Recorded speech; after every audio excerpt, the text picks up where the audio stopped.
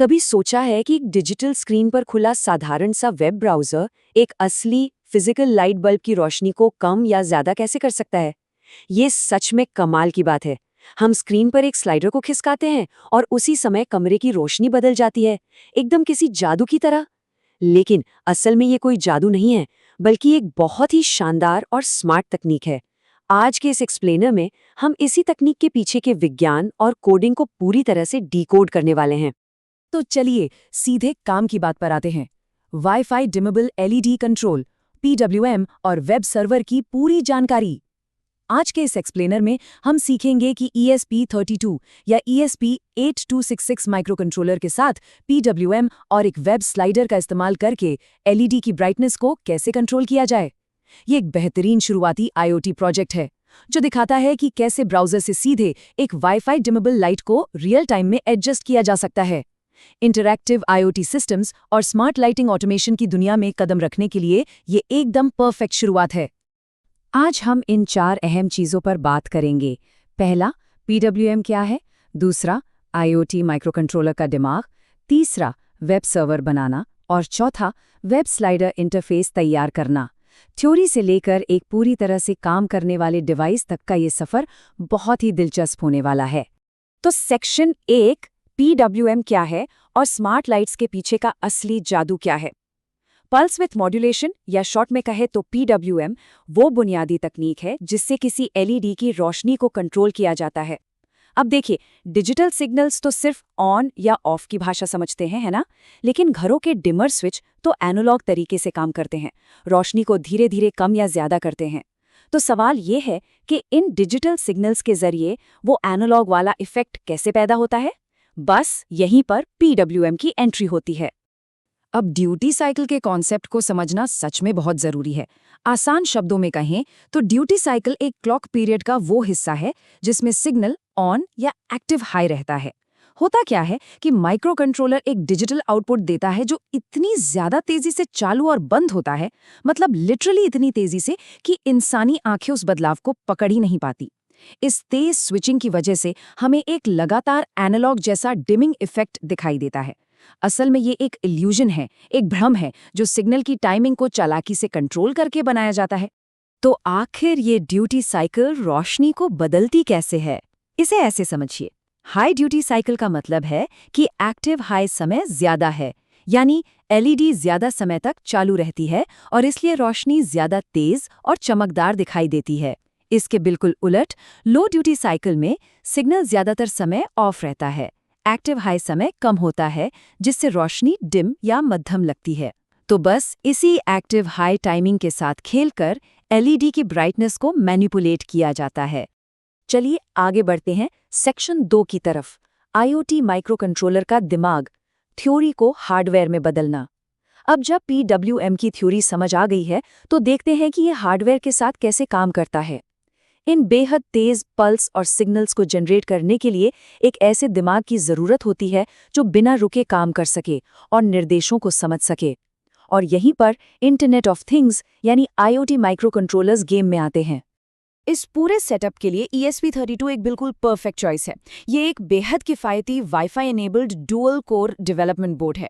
इसमें wireless capabilities तो हैं ही, साथ ही ये कैपेसिटिव टच, ADC, DAC और सबसे ज़रूरी PWM जैसे कई पेरिफेरल्स को सपोर्ट करता है।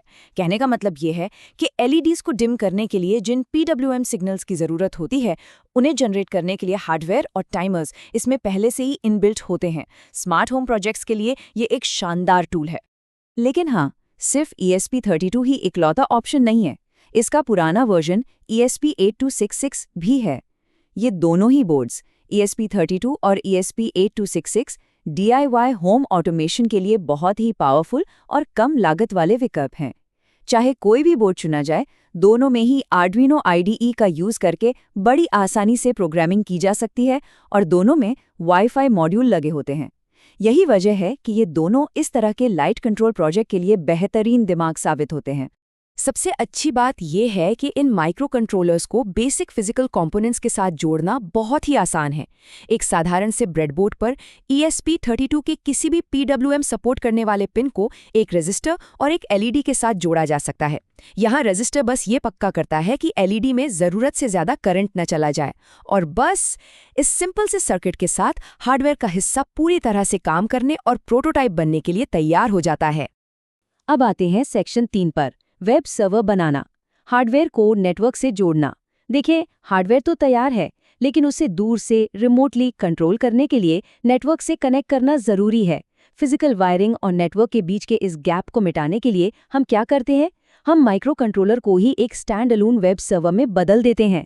जी हाँ, डिवाइस खुद अपनी एक छोटी सी वेबसाइट होस्ट करने लगता है। इस कोडिंग लॉजिक को अगर बांटा जाए तो ये 3 आसान स्टेप्स में काम करता है। स्टेप 1, कोड में नेटवर्क क्रेडेंशियल्स डालकर ESP को लोकल वाईफाई नेटवर्क से कनेक्ट किया जाता है। स्टेप 2, पोर्ट 80 पर एक वेब सर्वर स्टार्ट करना, जो कि वेब ट्रैफिक का स्टैंडर्ड पोर्ट होता है।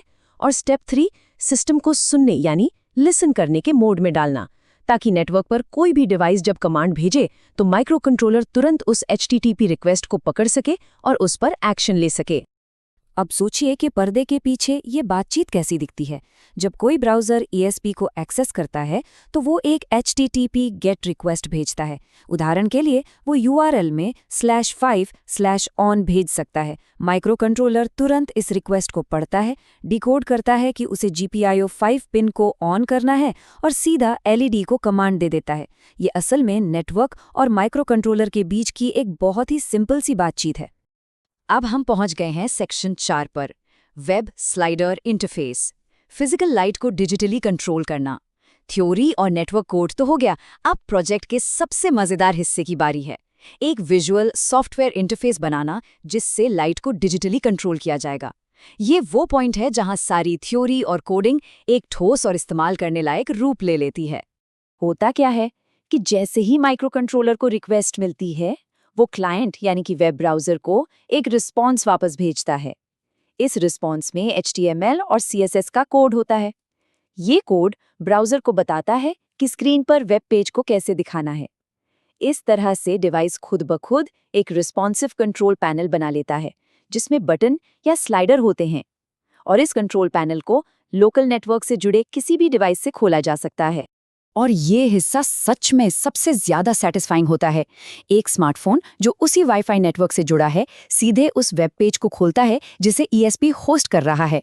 जैसे ही स्मार्टफोन की स्क्रीन पर उस स्लाइडर को खिसकाया जाता है, फोन तुरंत रियल टाइम में एक नई वैल्यू के साथ HTTP रिक्वेस्ट भेजता है।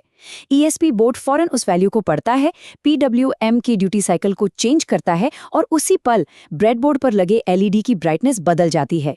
ये सब लिटरली पलक झपकते ही हो जाता है। तो अब तक जो भी डिस्कस किया गया है उसे फटाफट समराइज कर लेते हैं। पहला पॉइंट, PWM एक बहुत ही तेज टॉगलिंग तकनीक का इस्तेमाल करके डिजिटल सिग्नल से एनालॉग डिमिंग का इल्यूजन बनाता है। दूसरा, ESP32 और ESP8266 माइक्रो कंट्रोलर्स ये सिग्नल्स जनरेट करने के लिए सबसे सस्ते और पावरफुल ऑप्शंस हैं। तीसरा, एक लोकल वेब सर्वर बनाने से डिवाइस HTTP नेटवर्क कमांड सुन पाता है। और चौथा, HTML इंटरफेस के जरिए ड्यूटी साइकिल को रियल टाइम में कंट्रोल किया जा सकता है, जिससे एक नॉर्मल सा फोन एक पावरफुल रिमोट बन जाता है।